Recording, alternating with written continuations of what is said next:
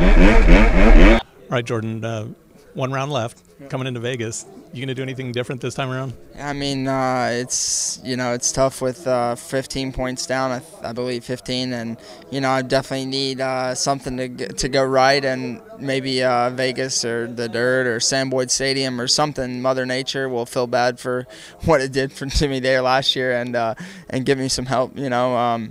But I just have to get a good start and put myself in a good position, and just do everything I can to make it go right, and see what happens. It's a pretty long reach, but anything can happen, and that's why we still have a race left. Normally I'd say tonight's race, but today's race, you were up there, couldn't quite get to Zach. Yeah, I was pushing hard, and I was struggling really bad today with the track, and it was different. The dirt was different, and I was struggling really bad.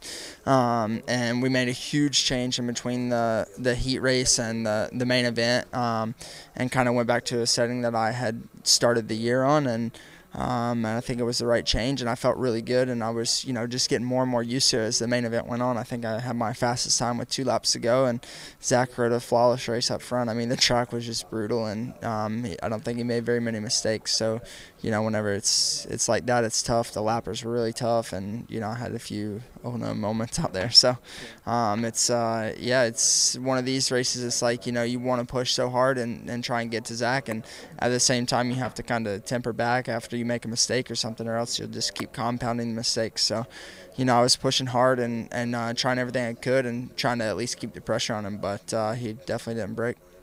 What kind of change? Marv's talked a lot lately about bike balance.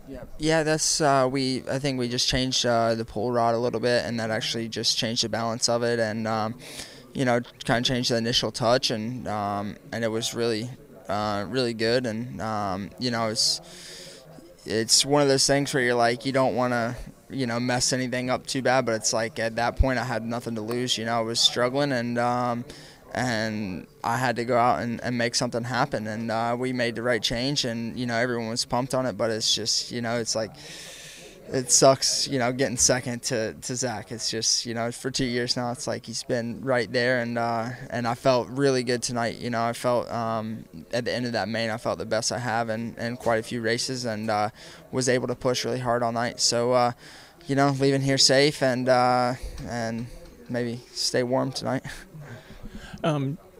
The time of afternoon the main was, you're in and out of shadows, there's glare coming off the suites on the sides. What was it like out there? I mean, it was brutal and a little scary, to be honest with you, with the shadows, and then the one triple face out of that left-hander.